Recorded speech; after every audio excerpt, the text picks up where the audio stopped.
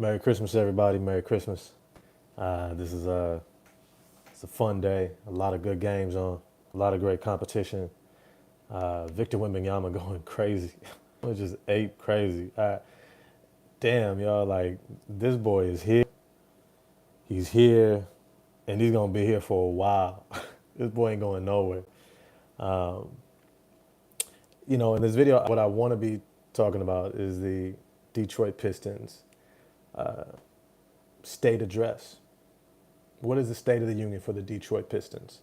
Um, I want to dive into that because I think we're 30 games into the season, 32 games, no, 30 games into the season. You got 52 more to go, so you're about a third of the way through.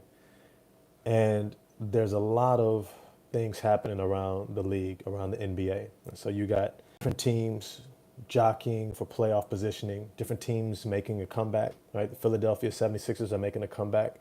You got teams that are trying to figure out if they're a playoff team or not, like the Golden State Warriors, the Miami Heat. Got teams that are going to start tanking.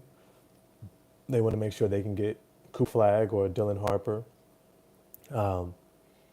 And so in the midst of all of this kind of shifting that teams are going to be going in, I think there's going to be some specific shifts for the Detroit Pistons. And so I want to get into the state, the organization of the Detroit Pistons. But before I do, let me just get into our sponsorship. This video is brought to you by Bridges Family and Relationship Care. You know, the holidays can be tough for a lot of us, whether it's distance from family, relationship issues, social isolation. And to adapt to the weather of this season, depression and loneliness can get to us all. This season doesn't have to be something to dread, though. It can also be your opportunity to build and the steps you need to move into healthier relationships. Contact Bridges and Stones today for free consultation with a professional coach to get the support you need. Don't struggle alone. The link is in the description box below.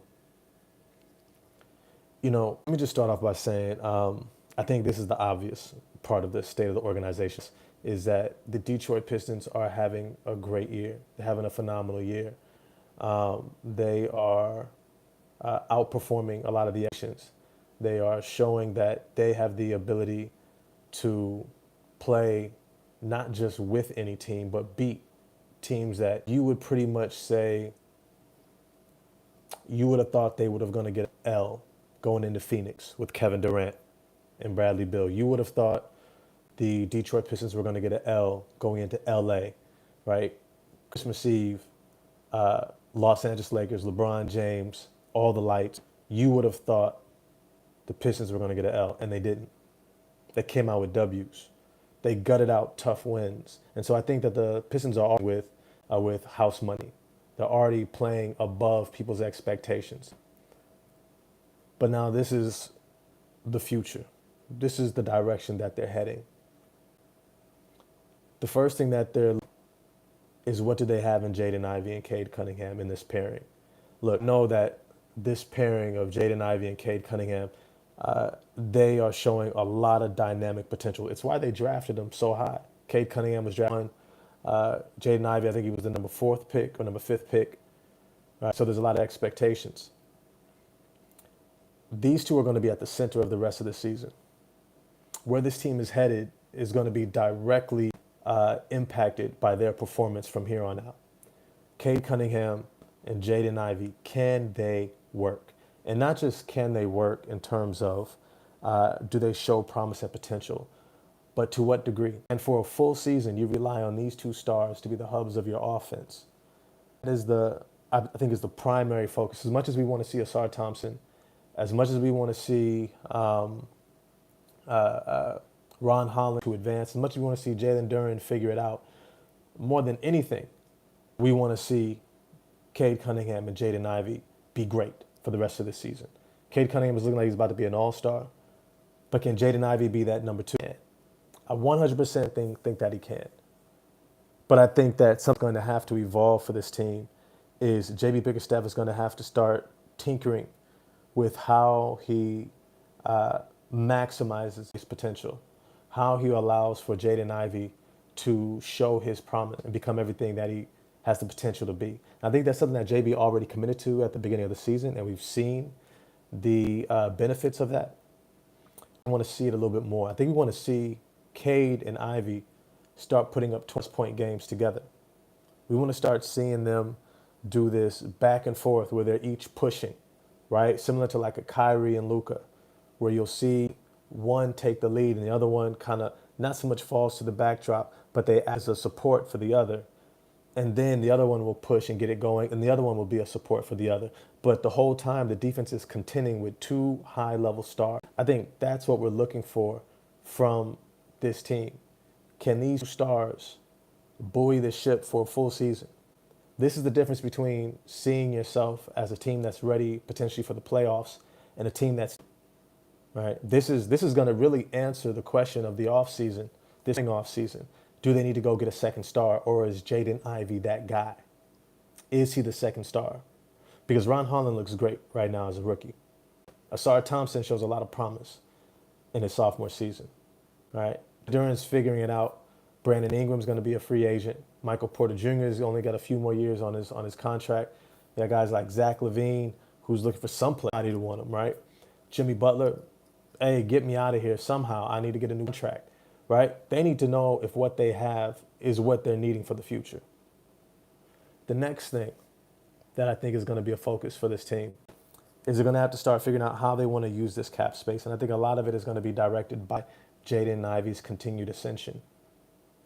If Cade and Ivey is looking like he is going to be the second star, I think they're going to be real conservative with the cap space.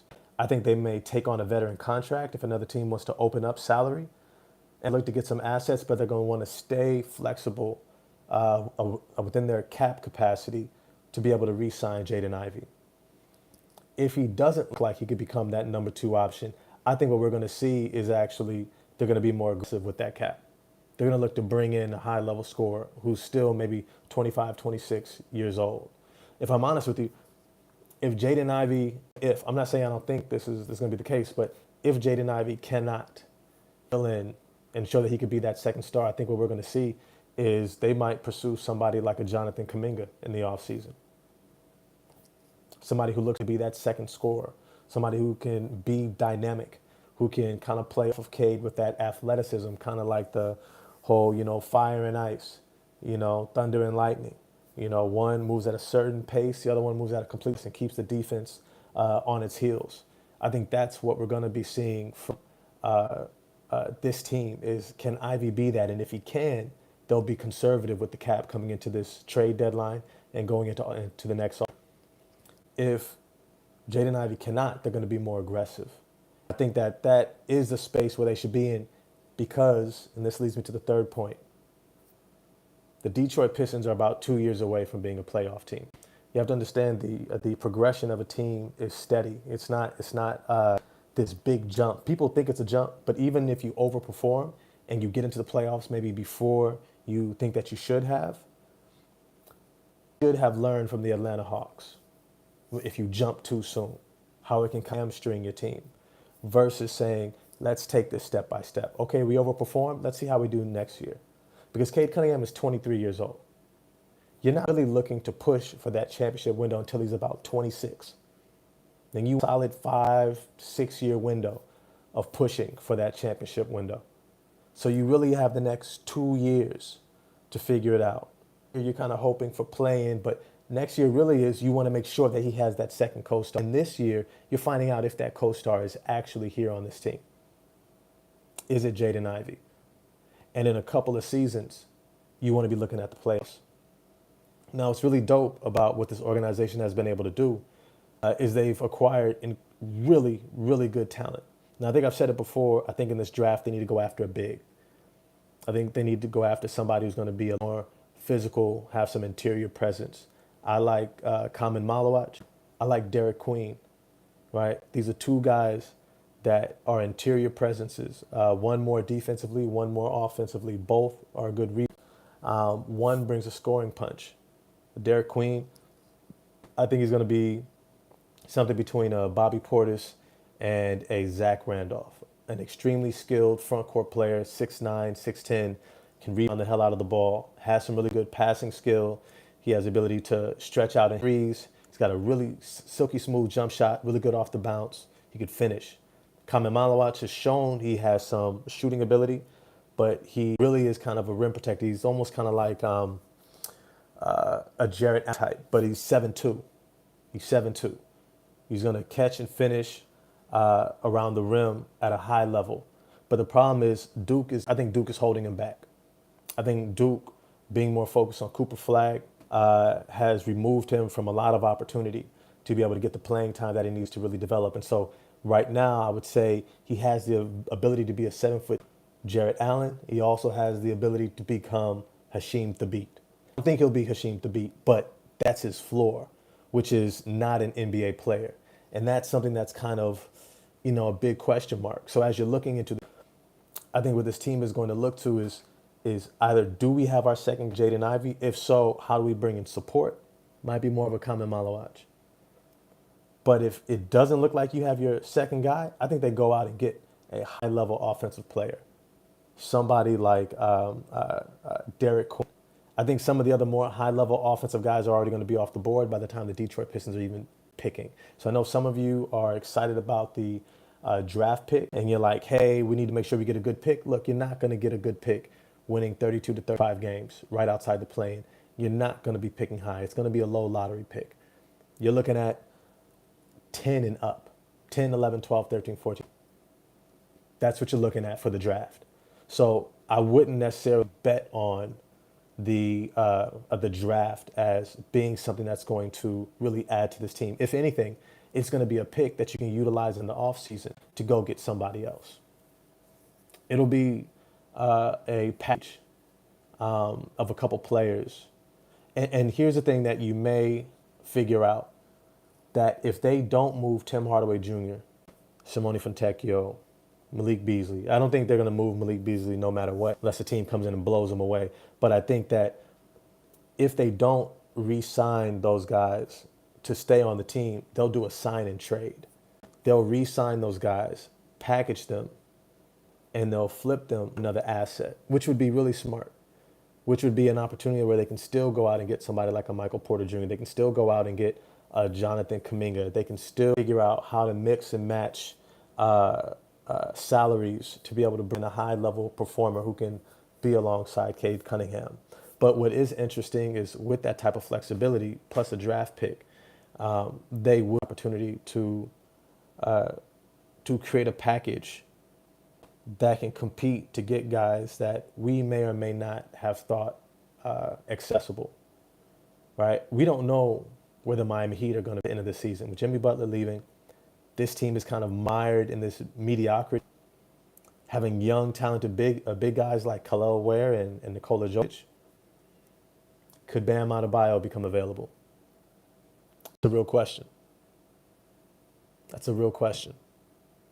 I know you got guys like Jonathan Kuminga out there, right? Quentin Grimes is kind of like taking his spot. I told you Quentin Grimes, he's kind of taking his spot in the rotation in Dallas, who's trying to win a championship now. You're going to have people available that you're going to be able to take a look at and say, like, and get this guy. And so I think that it's going to be an aggressive offseason in really putting together a strong team around Cade. I'm not going to say this isn't a strong team around Cade, but still a lot of question marks. Ron Holland, you're not really banking on anything from him. Like, this is all house money that we're getting from Ron Holland. When it comes to Asar Thompson, you're just wanting him to get back in shape. You wanted him to get back to his rhythm. I think we're going to see him perform at around the level of his brother, Amen Thompson, in Houston. And I think he's going to have a really strong second half of the season. And so I'm not really worried about Asar. But right now, this team around him, it's kind of thin. It's the guys you're really banking on is Malik Beasley and Ivy. Tobias Harris, he's going to do a lot of the utility stuff until he gets his shot back. This is kind of the state of the team right now. By moving into next season, they're going to be looking to solidify this team to say, we want to see if we can make a run and get into the play-in for sure. That will be the expectation for next year. For those of you who are just getting on, I'm talking about the state of the organization for Detroit Pistons. And so when you look at what this team is potentially doing, you're looking at a team that is observing what it has. A lot of people want this team to go out and get somebody, bring them in. I don't think they're going to be aggressive because it doesn't really make sense to bring in a Zach LaVine with a Cade and Ivey. To bring in a Zach LaVine, 30 years old, 28 years old, 29 years old, bad knees is like, Why? Why? Has Cade shown you he can perform in the playoffs yet? Right? Because LaMelo Ball has gotten to the play-in, hasn't won in the play-in, hasn't been able to get his team into the playoffs. We're still looking at like, can he really be a number one option, right? Like, these aren't the same questions we have about Cade, but we haven't even begun to discover what he is in the playoffs yet. And so we don't want to skip steps. This team is still observing what it has. Now, things that I'm also excited about when it comes to the state of the Detroit Pistons right now is that they are nowhere near maximizing the potential of this team. Nowhere near. Nowhere near. Nowhere near. Jalen Duren has to get back to who he was at least last year in terms of offensive production. He's got to be able to get to his ability to be dominant on the boards again, playing 30-plus minutes a game. He's got to start showing you he can score consistently offensively again. And I say again because that's what he was already doing the past couple seasons. And he's regressed this year because they haven't had that perimeter defense to contain. And so he's always out of position, getting into foul trouble. And next thing you know, he's not able to perform. I think now that they have that containment on the perimeter, he's going to start performing better and better. Asar Thompson working his way back from blood clot. Ron Holland figuring out who he is. Marcus Hastert is not even in this yet. Like, he's not even, like, he's sitting on the bench and they're going 9 deep, 10 deep sometimes. Bobby is a big question mark, right? He had an injury. He played in G League a little bit, looked really good in the highlight. But you still want to know what you have with him. They're in a place of observance, but they're nowhere near maximizing the potential of this roster. Nowhere near. And so I think one of the cool things about this team is they can really just say, hey, we're going to bank on what we already got. We're going to bank on this, continue playing with house money to see what we got. Let's not mess with this chemistry.